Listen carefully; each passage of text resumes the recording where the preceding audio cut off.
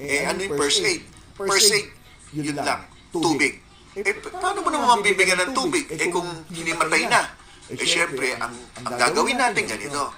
Kung meron kayong kasama, bigla na lang natumba at alam nyo na dahil may kinalaman sa sobrang init, no, ng panahon, ang gawin nyo, higa nyo, i-elevate nyo po yung dalawang paa.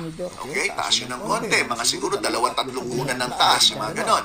Then, kumuha kayo ng tubig. Pwede nyo buhusan sa ulo.